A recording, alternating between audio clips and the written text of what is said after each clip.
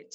Thanks very much for joining us for this special live webinar where we'll be taking an in-depth look at Georgian wine and one of its leading producers, Teliani Valley. My name is Thea Schlendorf of Benson Marketing Group. I'll be serving as the moderator, and I'm really happy to be joined today by Kato Shalvashvili. I hope I pronounced that correctly. I'm sorry. No, Georgian is hard language. She's from Teliani Valley's winemaking team. I'm going to give her a chance to more properly introduce herself in just a minute, but a few sort of reminder notes as we get started here. We are recording this presentation, so you'll have access to it afterwards if you would like to rewatch some portions, etc. Please, at any point, ask a question in the chat function, and we'll get to answering it as we go along, and we'll also take a few minutes at the end for more Q&A. We do plan to discuss and taste through all of the wines that you received as samples, so we encourage you to taste along as we go through. Of course, you're also welcome to taste on your own time. And finally, a reminder that we shared a Google Drive link with you all, which has all kinds of information on the things that we're talking about today. And we'll also be adding to that, including the link to the recording at the end here. So let's get back to the task at hand. Kato, please tell us more about yourself. Hello, everyone. My name is Kato. I'm from winemaking team of Teliani Valley. So we're a group of team who are working on a wine technology, and I'm like a junior winemaker. So I'm also doing the presentations about our wine and how we're doing everything and what is the story behind our brand. Yeah. So I think everyone here knows that Georgia has a very long history of winemaking. But I think what's unique about Teliani Valley is that as a modern company, you do have a longer history of making wine than many of the other wineries currently in occupation today or operation today. And that's due to a couple of factors. So if you could sort of go back a little bit and take us through some of the important points about Georgia's winemaking scene, and especially how those sort of relate to Teliani, how it has come to be a player in the scene today. Sure. So just to start with a little more about like itself, Georgia. Georgia is like the oldest country who made the wine, and our thing is that like we're having our indigenous grape varieties 525. This is one of the main thing about Georgia, that mostly in Georgia you can find indigenous grape. We have different wine regions, like in western part of Georgia and also in the eastern part of Georgia. To say more about Teliani, Teliani was first created in 1990. And it was after the Soviet Union. So Soviet Union collapse was one of the really important thing in Georgian's life and also in wine industry. It was like the reborn for us. Because we were the people who, these in Georgia people were like this, that they had no opportunity to make their own wine, their own brand, nothing private. So because of that, people who were in love with the wine, they started to do the Teliani Valley in 1997. So we're one of the oldest wine company in Georgia. And if I'm not mistaken, of course, under Soviet rule, we could say that consumer confidence in bottled wine had really been damaged because of the quality that was coming out. And so you know, the fact that Teliani was one of the first people to be able to get back to really proper winemaking really helped to reestablish that confidence. Yes, because no one was believed that wine, like bottled wine, was good like this. Because in the Soviet period, there was a lot of falsifications, a lot of like the bad wines was on market. So a lot of people were not like believed that the bottled wine was good. So one of the main things that Teliani did was that people to convince that like, yes, bottled wine is good. And right now, bottled wine is like the very normal thing in Georgia, and everyone is drinking wine from bottle. And so obviously all that time has allowed Teliani to grow as a company. And I think one of the unique factors, and if you'll touch on this a little bit, is how many acres of vineyards Teliani Valley owns and is able to operate themselves, and how that impacts the winemaking. Yeah. When Teliani created in 1997, after that, I think that when the company grew and grew, like after 25 years old, one of the main thing was that to own our own, to have our own vineyard, because our own vineyard for us means that we believe that good wine comes from good grape. So because of that, for us was the main thing to do all the wine what we have from our own vineyard. So because of that, we have 700 hectares we own. So this is like the thing that when created the company, one of the main goal was that after years when Teliani will be so famous, we can say that yes, we're making wine from our own grape varieties. So because of that, also for us as company, it's very important to have the combination of ancient method and the new technology, because we have the opportunity of this to have the new technologies.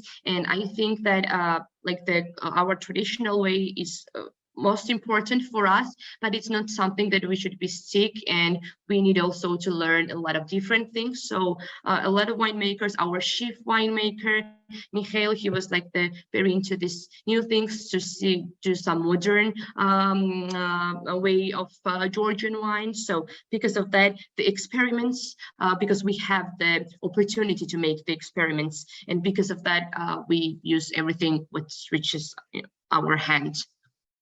Yeah, tell us some more. There's a couple of really interesting experiments. Unfortunately, these things don't often make it to the US, but nevertheless, I think they're really interesting and worth discussing. One of them is your Wine People project. Tell us a little bit more about that. Sure. So Wine People project is we are a company who has the opportunity to help to other people who has, for example, to say just no money to make the brand and to sell it, to bottle it even.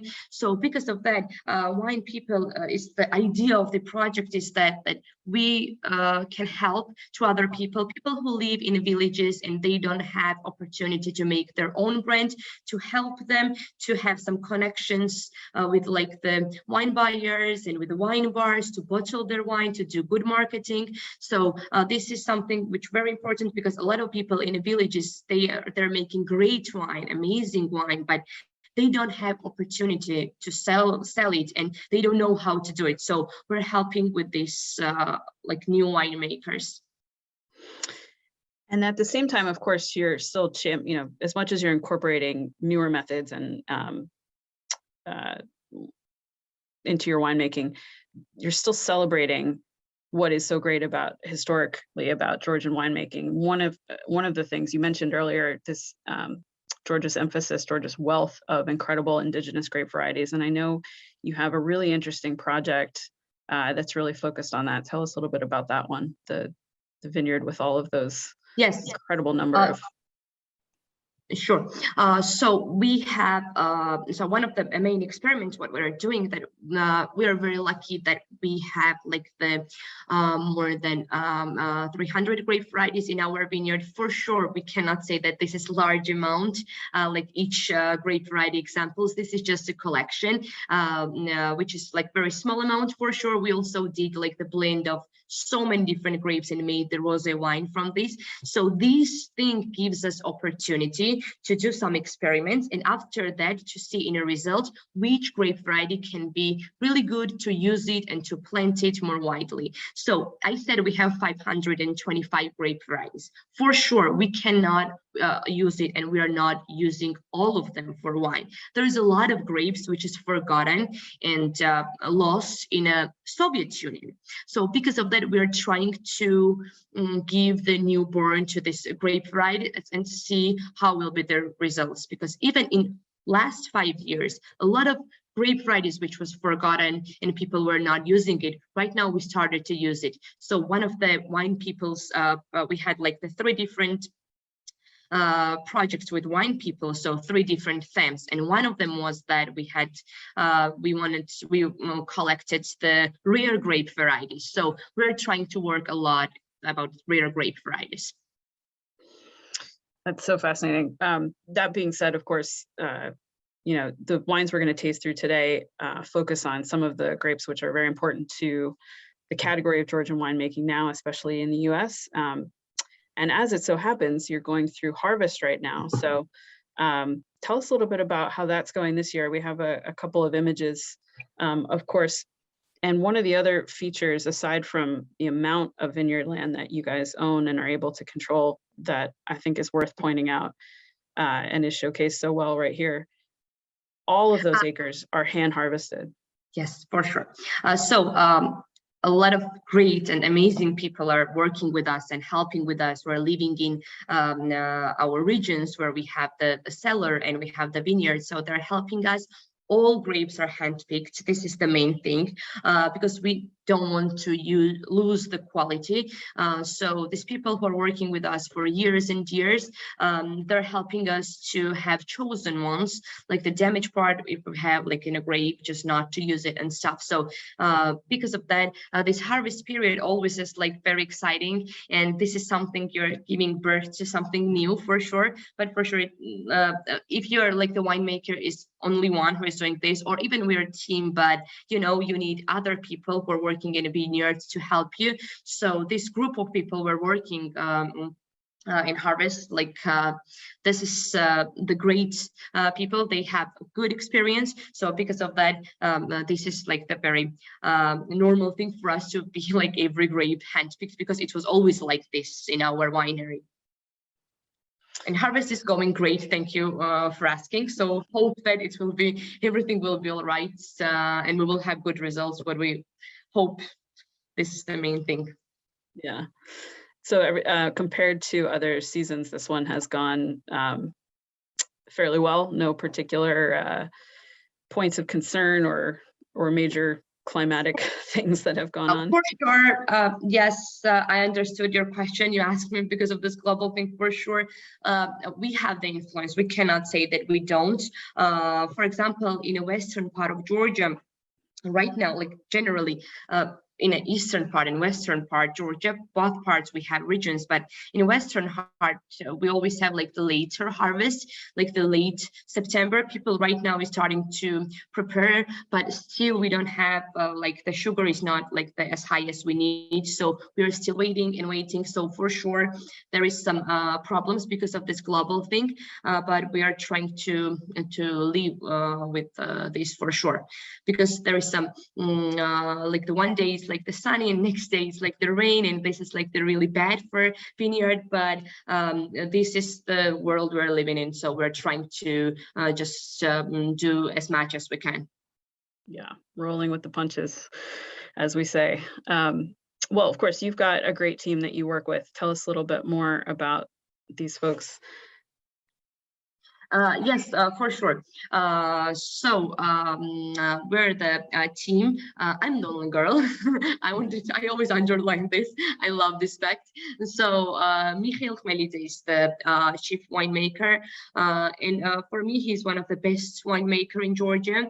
He's working a lot with us. So there is the Benson, which is here right in Pesik, and Kaha and Zuyed who are working with us also. So I think we are like everyone are like into harvest, into winemaking, like with all our heart. So we know how to work with each other. So we have this experience, and because of that, team working is very important, you know, because there is something that maybe like for example, Misha is the main winemaker, but there will be something interesting idea maybe has another winemaker. So we're sharing this information, and how our life showed that this group working in winemaking gives us really good results, because we're different people with different ideas. We're mixing these ideas, and in the end, we have the result what we want to have. Yeah, I really feel like, because a number of the things you've said have support this overarching feeling of this real collaborative spirit that Teliani Valley has, whether it's, as you mentioned, all of the different growers coming together to help hand harvest all of your vineyards, this winemaking team, and your interesting projects, the Wine People Project, helping these other small producers in the area really find their way. It's a really wonderful feeling. Thank you. to get from all of your productions. So I think at this point, let's start to get into the results of the fruits of your labor, so to speak, and tell us a little bit of, give us an overview of the Teliani Valley wines, in particular, the sort of key points about style of the wines that we will find in the United States. Okay, so we will try here the wines. What we have, one we have only, which is Khaketi wine, made in a Khaketi, which is our traditional method. But others, what we have, all made in a stainless steel. One is very interesting. We will try Amber Blend, which is like the combination of this. For me, this is the good example of this ancient method and new style combination. So more we have like the modern stainless steel style right now on the market to show to people. And I think one of the best examples of that is the first wine, the Solikauri. Solikauri, yeah. Yes, thank you for that. Yeah, so tell us about this wine. I think this is of particular interest because though the category of Georgian wine is still very much growing in the US, this variety in particular is less seen so far. So you're one of the few to make it. Yes, so I will start to tell about Solikauri. First, you mentioned there is not a lot in US, but also in Georgia on a market, we don't have a lot of Solikauris. So to start, Solikauri is from western part of Georgia. So western part of Georgia, especially from Imereti region. Imereti region is very different from Khaketi. Khaketi is in eastern part of Georgia. So Khaketi is the main winemaking place here, and our cellar and most of the vineyards are located in Khaketi. So we're working in Khaketi, but because of that, we have different opportunities. And we have so much interesting regions. We try to be in every region. Just I want to say that this is very different from Khaketi region, because other wines, what we have, this is all from Khaketi, because I'm talking about Khaketi right now. So this Imereti is different because one of the main characteristics, what we have here in Imereti, this is high acidic grape varieties. We have here more fresh, more high acidic grape varieties, even the traditionally Georgian style, how people are making wine in Eastern, in Khaketi. It's very different here in Western part of Georgia, in Imereti. People are doing it a little bit different way. So here we have the Solikauri, which is made in a stainless steel. So this is from Imereti region, from western part of Georgia. So Solikauri, for me, the stainless steel is the best decision for Solikauri because it shows the whole character and potential of this grape.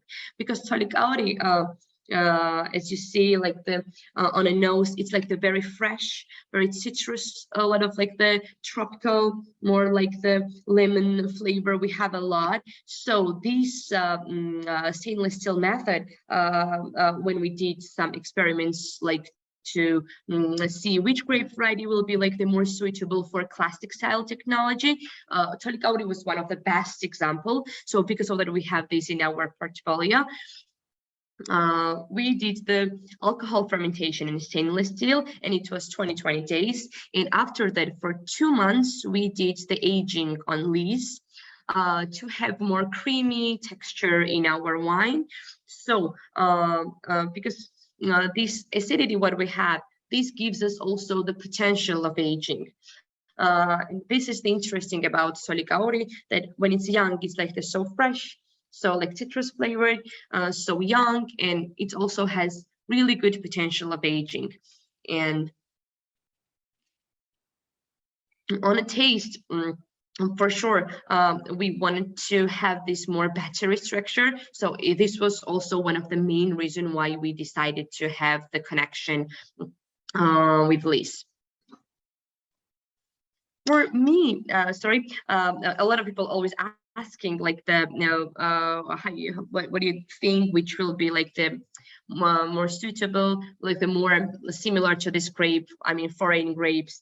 I always say that this is very subjective, and it's really hard for me to compare, to say honestly, but it's just my opinion, that for me it's more like to German Riesling. Because of this acidity, it gives me these vibes of German Riesling. So this acidity, what we have, this gives us this fresh thing, this young, like this apple, like the ripe green apple flavor what we have. So this is one of the main characteristics of Imereti, that for example, people who love more acidity wines, they love Imereti region. And there is a lot of people in Georgia, like if you will say Imereti, the first thing there is in their mind, if they don't like acidic wines, this is like the acidity, and I don't want it. So this acidity shows the character of Imereti.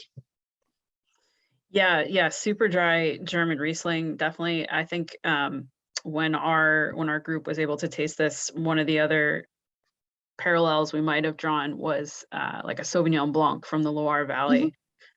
Similar thing there. And the Imereti region, or at least the eastern part of Georgia, you point out that it produces these grapes with this incredible acidity. Is this also an area where some people are making some sparkling wines as well? Sure. This is a great question, because people are making, we're also like making sparkling wines. This is amazing because of this acidity. So best like the sparkling wines, what we have, it comes from like the Imereti region. So this is one of the best place. To say honestly, in the eastern part of Georgia, in Khaketi is not known for sparkling wines. More western part of Georgia, Imereti is known for it. And I wanted to add that this difference also we have, like when we started talking, I said that we have later always harvests in Imereti region. For example, when we're having harvests, and this is for sure good people who are working in different regions, just to have harvests well in both regions. When we're starting, for example, in Khaketi in eastern part, late August and 1st of September, like the late September, 1st of October right now, because of the global thing, like the 1st October is the harvest period in western part of Georgia in Imereti. That's interesting that it is so late, but delicious stuff. And as an interesting contrast, I think the next wine that we have to taste, just like 180 degrees different type of profile, is your amber blend, which of course is a style that's so important to Georgia, or so iconic from Georgia. But do tell us about Teliani Valley's version of this. Sure. Okay, so what about the amber blend? Amber blend is like the collection of main Khaketian white grapes. So here we used 4 main Khaketian white grapes. First is Khaketi, then we have Mtsvane, Khaketi, and Kisi. I know this is hard to remember those names, so it's really good that we have the presentation. So I just wanted to say a little bit about each grape, why we chose this grape, and what gives us each grape. So start with Khaketi. Khaketi is the most powerful tanninic grape variety what we have in whole Georgia from white grapes. So it gives us very strong structure. So because of that, 40% of Khaketi was definitely like we all agreed that this we need. Then to say about Mtsvane, like a second ago, we talked about that in Imereti is more acidic grapes, and like in eastern part of Georgia and Khaketi less acidic grapes, yeah. So Mtsvane is most acidic white grape variety what we have from Khaketi region. So because this acidity for sure we needed in our wine, so definitely we chose Mtsvane. So Khaketi and Kisi, what we can say, Kisi for me is most flavored, like the most intensive flavors has the Kisi, and very beautiful like gold color. So we wanted these fruity flavors in our wine. So because of that, we decided to have Kisi. In Khaketi, it's very interesting grape because there was the period that no one was making wine from Khaketi. They were doing only fortified wines because it can accumulate a lot of sugar and gives us really high alcohol. And in aging process gives us really good dried fruit flavors, which is one of the main things to age skin contacted wine. I will move right now on technology, which is the most important and interesting, I think, here. So when I said that we're trying to do like the ancient method to combine to modern style, so this is a very good example for me from our portfolio because this wine is made in stainless steel. Alcohol fermentation was in stainless steel, but it's skin contacted. 6 months it was skin contacted. So idea of Georgian traditional wine is skin contacted. So Khaketi is just like vessel what we're using, and this is very important. But if it won't be skin contacted, we cannot say that it's Georgian traditional wine. So Georgian traditional wine is always skin contacted, but in a Khaketi. And this is like the skin contact we have from our ancient method, and like the from new thing we have this stainless steel. So for us was really good experiment to like the mix those two different styles. So what was the idea to do this? Idea was that in the end, here we have like the more soft, more easy drinking wine. We have these tannins, but this more heavy character what has the Khaketi, our traditional vessel, which gives to wine. So this one we don't have here. More easy drinking skin contacted wine we have in the result. Also, I need to say a little bit more about a blend itself. So when I said these 4 grapes, main grapes, each gives each character, and because of that we have a really good result. Blends are not very common in Georgia.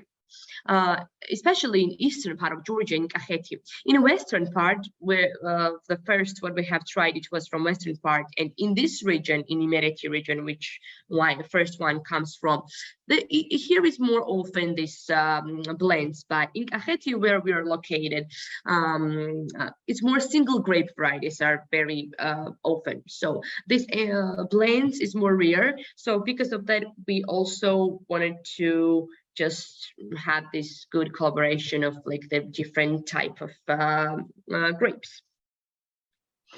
Yeah, a real sort of modern day spin on a very ancient style. And I also want to point out this very conscious choice, at least for the US market, to call it an amber blend as opposed to something that might suggest orange wine, which is the term that we so often use for these, but is a bit misleading in a variety of ways.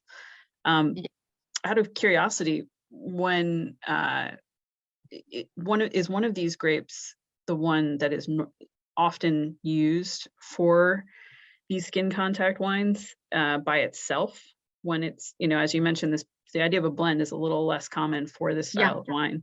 Is it the is one of these grapes more common for a single varietal amber wine? Which, sorry, you asked which grape is more common to use this very wine single grape variety, you mean, yeah? Khaketi for sure, because Khaketi is most, for example, Kisi and Khaketi blends are more common. We cannot say that it's a lot on market, but it's more common. But Khaketi mostly, in Zmane also, but more Khaketi, we will see like the 95% single grape variety. Because it's really hard. This thing we wanted to do, it's really hard to make balance with Khaketi. If you have like the 70% Khaketi and you have 30% other grape, sometimes if you will not like do everything very appropriate, like the Khaketi will cover everything. So because of that, this was the challenge for us to make this blend with the Khaketi for sure. Yeah. On another point, you know, this obviously the flavor profile of this wine versus the first wine that we tasted are just so different. And so, you know, one might find themselves thinking, well, in any given meal, how would I pair these? Because they are so different. And so I was hoping you would touch a little bit on your Georgia's super tradition, because I thought it was a very interesting way to solve that dilemma. Yeah, you mean food and wine pairing, yeah? Yeah. Okay, so what about food and wine pairing? In Georgia, we have this tradition of supra. So what is the supra?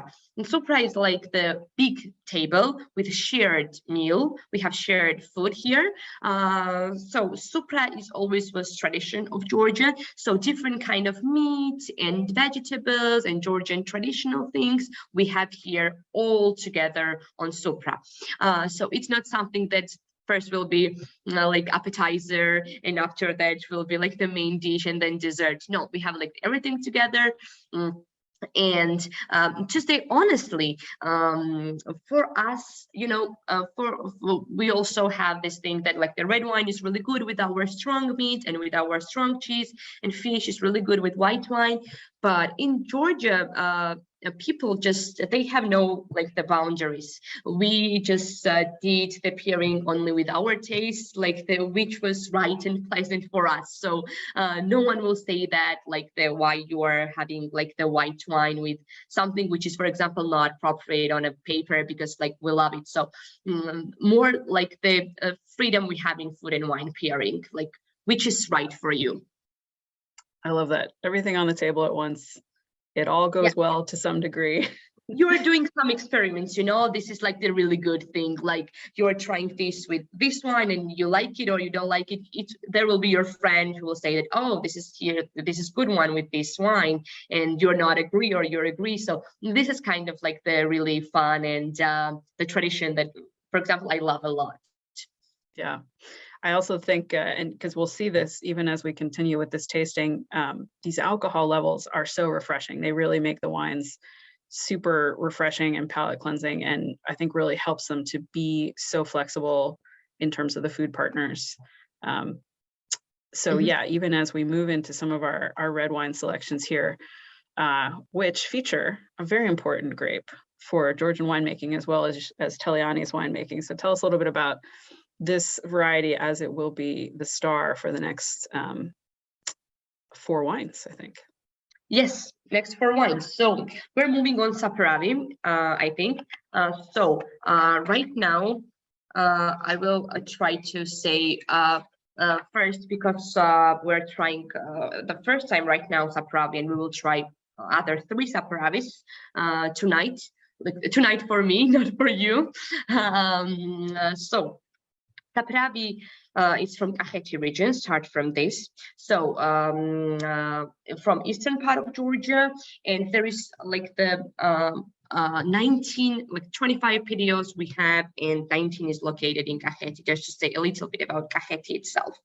Like the most popular white grape is Khaketi, and most popular red grape is Saparati. In the whole Georgian, both of them are from Khaketi region. So Khaketi is very important because we saw Khaketi in a white wine, and right now we're seeing Khaketi in a red wine. So in Khaketi, the main red grape variety what we have, and not only in Khaketi, in the whole Georgia, is Saparati. We will try 4 different Saparatis, and you will see yourself that Saparati can show us different faces. So what is the unique about Saparati and why we love Saparati so much in Georgia? First, start with this, that Saparati is the 10-year grape. So pulp and skin, like with both of them has red. So you can make only red or rosé wine from Saparati. So there is a few grapes, 10-year grapes in the whole world, and one of them is Saparati. So Saparati always has, because of that, very dark, intensive color. So Saparati itself is the grape with the you know, like the really good with the disease. This is very important. It's really good with the disease, very strong with the disease, and also this is very rich with the tannins and very rich with the anthocyanins. So it's like the perfect grape, and gives you the opportunity to make excellent wine. You know, if it's like the grape is not high quality, you cannot make like the very good wine from this, never. So Saparati gives us this potential. Because of that, Saparati is the main for us. It's like the Georgian face of Georgia, I think. For me, as a winemaker and the representative of Teliani Valley, I wanted to say that this is also like the irreplaceable grape variety for us, because as I said, we like to do a lot of experiments. So this grape variety gives us the opportunity to make a lot of different experiments. So because of that, Saparati is the main grape, and in our portfolio is always Saparati. for sure when it's outside of Georgia, I think it's more important for us to show Saparati people, because this is like the main thing. A lot of people asked me like that, you love like the Saparati, you love Saparati so much, like everyone in Georgia, because it's like the most planted. Yes, we have huge vineyards of Saparati, but I always say that we don't love Saparati because we have huge vineyard of it, because we love Saparati because it's just the best for us. Yeah. Well, yes, which came first, chicken or egg, the amount of planted vineyards or the fact that it's just an absolutely delicious variety. It's a good conundrum to have. So the first, as you mentioned, the first of these Saparati wines we tasted is what we might call the sort of the classic, all stainless steel, of course, in keeping with some of the traditions here. And just, yeah, from my own personal experience with this, the color, as you mentioned, it is a Tentrier variety. The color really surprised me in the glass, and I was sort of bracing myself for this enormous wine, but it has a delicacy that's really sort of surprising. So just move on Saparati, especially about this one. How we made this Saparati and what was the idea to make this wine. So this is all stainless steel, as you said. Like the fermentation process, alcohol fermentation here was for 14 days in a stainless steel, and after that we had like the secondary fermentation, also like the malolactic fermentation, because to soften the tannins and to lower the acidity. And once the fermentation done, we removed all the skin.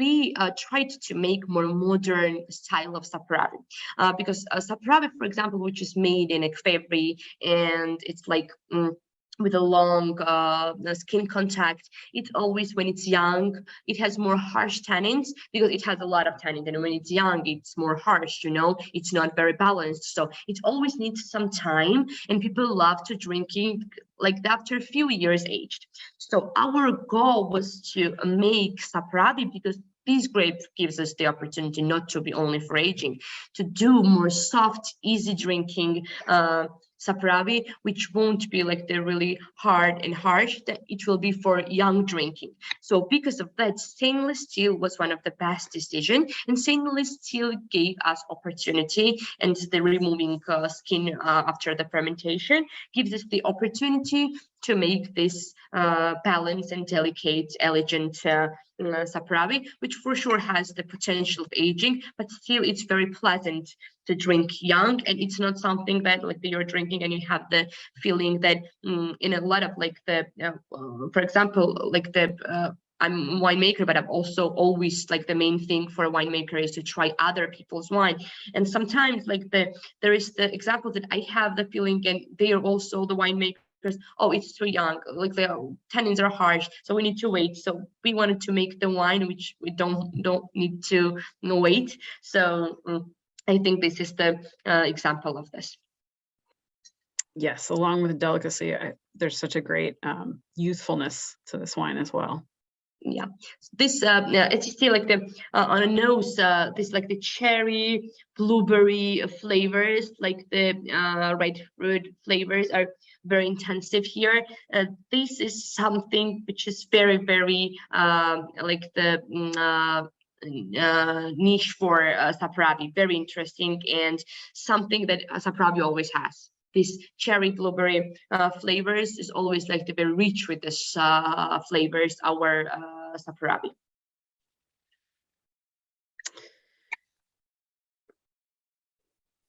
Well, in contrast, well, one of the contrasts anyway, is the next wine, the Saparati selection, which differs a little bit because of the selection of the grapes that you're using for this one. So yes, so a Saparati selection is from our own vineyard for sure, and this is one of the highest quality vineyard what we have. So all hand-picked for sure. The first Saparati and this Saparati also, it's all hand-picked, and here we also had the difference what we have here. So here we also had the like alcohol fermentation in stainless steel. After that secondary fermentation, for sure, for in every red wine we're doing the secondary fermentation to soften the tannins. But here we also did the cold maceration, and it's unfiltered. So cold maceration and unfiltered helps. Cold maceration helps us, and unfiltered thing also to get all the color from the skin what we can. So just to have everything from Saparati, which Saparati can give, I mean, in the color thing. So because of that, for me, to say honestly, like this is like the more like the wild version of Saparati. This one, like the steel here, we don't have like this, like the for me, it's like the even on a nose you can feel it. It's like the more stronger than the first one, but still this is like not like the very strong one, but this color is more intensive and more wild berries, and this like the more wild and more herbal notes we have here in our Saparati. Yeah, the color on this one is just, it's like inky dark. It's incredible. Yeah. So this like the very like the you feel also like the tannins, and it's like the smoothness. I think this is like the main thing here.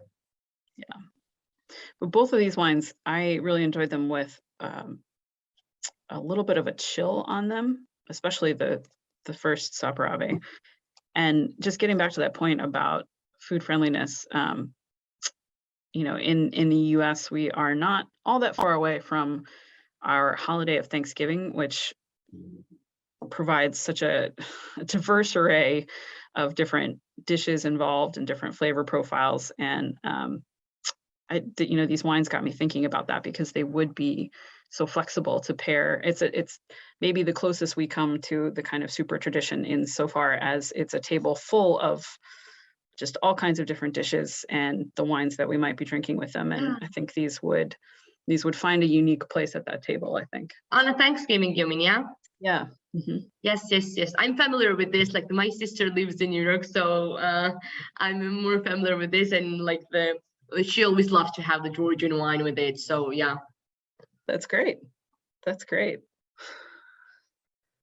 So we've seen two versions of Saparati, each made within stainless steel. And then of course, this third bottle, this third expression that we have is unique for the Teliani portfolio insofar as it is not stainless steel. It's not stainless steel. Before we move on this one, I just wanted to say that I cleaned my glass, and you see that there is like the tears with the red color always. So the Saparati, this is like unfiltered cold maceration. This was the idea to like the after like your glass is empty to have still this color on your glass, such intensive color we wanted to have. So this is always like the very good example for me of the color. And we can move on a next one. So next one here, what we have, this is also like I have here also, this is like the Glechuri.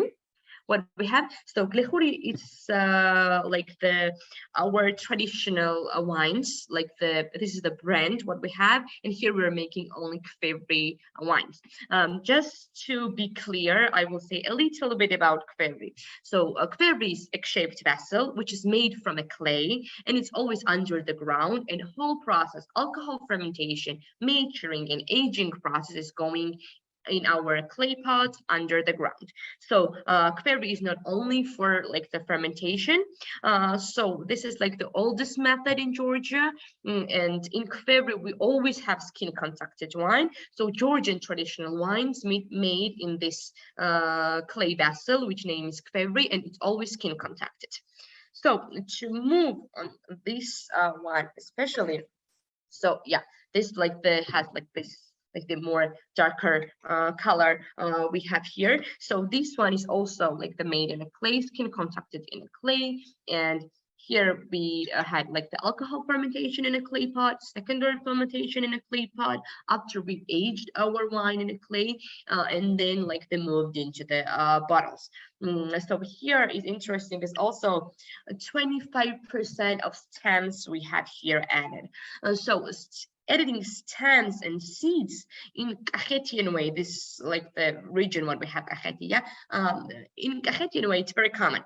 There was the period that in our company also like the years ago, people were editing more like the 80% of stem and stuff. So stems is very important for query wine, because idea of the query wine, it should be like the for us like the Saparati is always like tannic, strong. We're expecting this from like the Saparati, which is made in a query, to be strong and full-bodied, really good appearing with the meat and with the strong cheese. It's the wine which, for example, first Saparati you can drink without anything, but this is the Saparati. You need to have something with it to have like the food and wine pairing, I mean.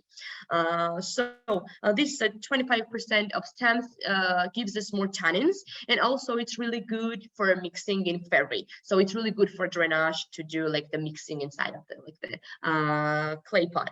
So in the end here we have this like strong intensity, like on aftertaste you will see this dryness. We have this is like very dry, with the full of tannins, with the strong bodied wine with a huge potential of aging. This is also one of the main thing about our Saparati, that it's perfect for bottle aging. So after a few years, it's changing a lot, and like this thing. So this gives us the opportunity to save it for like the 10-15 years. 10-15 years is like the more than 15 years, even like the very like the normal and good for inappropriate environment for Saparati aging. Wow, yeah. So not even 5, all going all the way to 10, 15. Hopefully we can. I'm so sorry. I just wanted to add one thing, that this is for sure also like the old hand-picked, but for query especially, this is very important, you know, because all processes going like the like naturally inside. You're just like the closing clay pot, and after that, all process going naturally. So because after like fermentation done, you're closing query, and like the spring, you're opening it. So all process inside of it was going naturally. So because of that, we are also, this is more natural way query wine, so we try to use as less chemical addition as possible. So because of that, we always have limited addition of query wines. And the main here is high quality grape. If you don't have high quality grape, you cannot make good query wine. Definitely, yeah. Yeah, so these are a bit more limited production, but certainly worth seeking out. And then our final expression of Saparati, in a very different sort of character. This grape just has a lot of versatility. This is the Kinsmarauli, which I hope I pronounced that one correctly. Yes. And super interesting because a great way to end things, because it is naturally semi-sweet, which is a pretty, if I'm not mistaken, a pretty traditional. Yes, it's very traditional for this. Yes. Georgia is very rich with semi-sweet microsomes.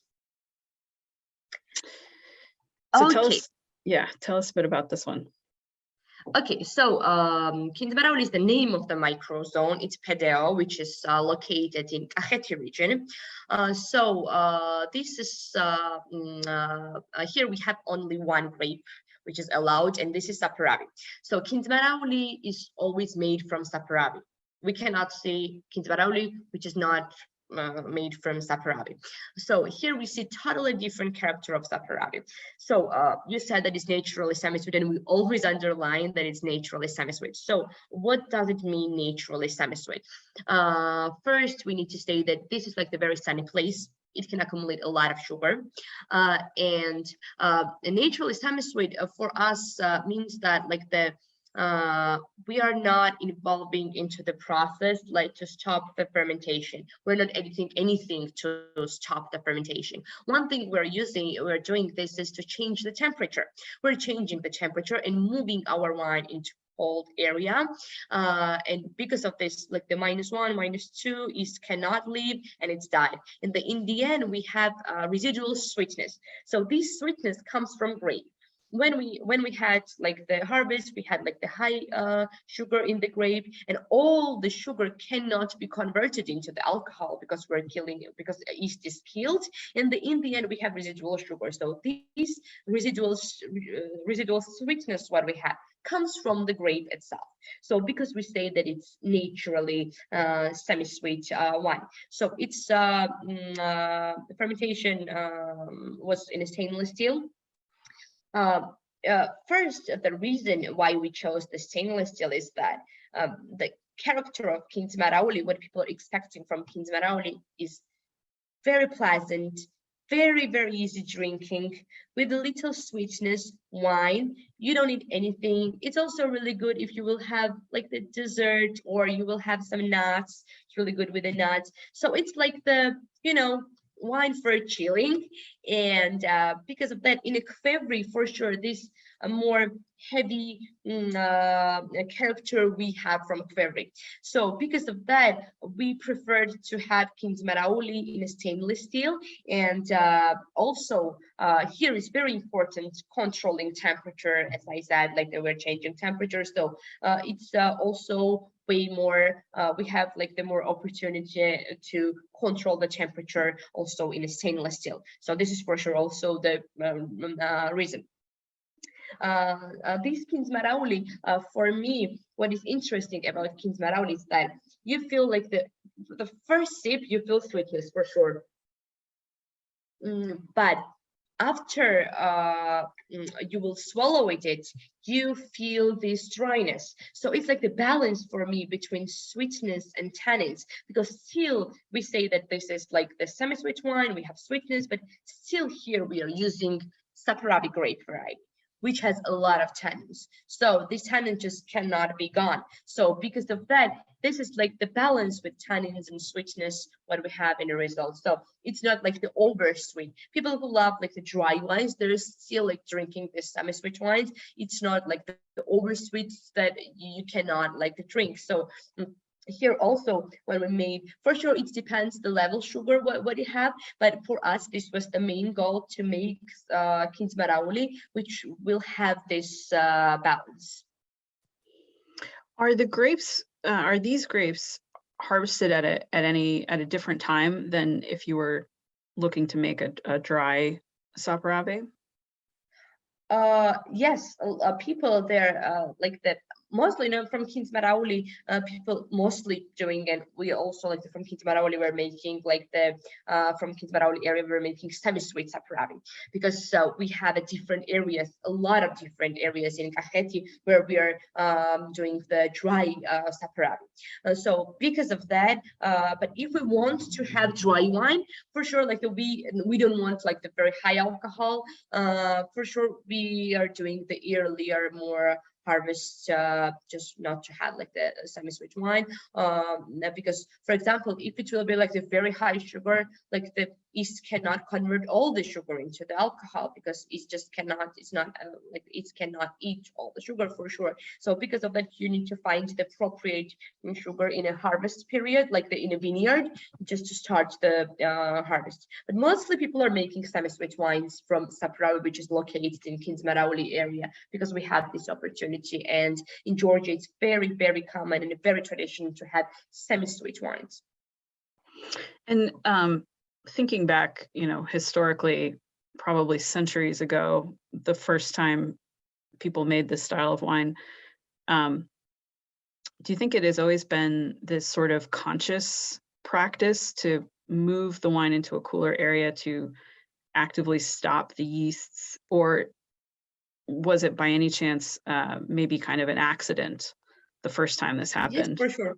Yes, for sure. Because like the in a previous period, people, they had no stainless steel. They had Kfevri wine. So buried under the ground, so you cannot just move it. So because of that, this stainless steel gives us the opportunity to stop the fermentation at this time like we want. But in a kvevrij, for sure, these things you cannot control it. You cannot control the temperature, you cannot move it. So because of that, still people who are making wine in a kvevrij, semi-sweet wines, like sometimes they have the result that, oh, it's like the residual sugar, because just like all the sugar cannot be converted. So this was in a previous period for sure. But semi-sweet wines also has the huge connection with Soviet Union. A lot of semi-sweet wine we were making in a Soviet Union, because like it was very familiar, and people loved it a lot in this period. So but a lot of things changed after that. The quality of the semi-sweet wine changed. It's not something that was in the Soviet, it was bad and we just removed it. No, we just developed it, and right now we have these results. Because in the Soviet Union, as I said, it was a lot of falsifications. People were editing a lot of sugar and water and stuff. So but we saw that we have the opportunity to make it by naturally way, but it's not as sweet as the wine was in a Soviet period semi-sweet wine, for example. But to answer your question, yeah, for sure, it can be it's very often to be this very accident. Sure, yeah. I mean, I love the balance of the sweetness on this. It did remind me a bit of some Lambrusco wines that I've had, and it just lends itself to being that wonderful pairing for things like, well, certainly desserts, but also meats and cheeses. It's that wonderful sweet balance with those salty items. Yeah, exactly. I love it. Also, we have a salty cheese a lot in Georgia. So salty and sweetness together, because it's not over sweet. It's this is my huge recommendation too, if you want to drink it, but I only just try it with salty cheese, and I'm sure that you will love the results. Yeah, definitely adding that one to my list, my next dinner party. Well, that takes us through our tasting. Thanks so much, Kato, for walking us through that.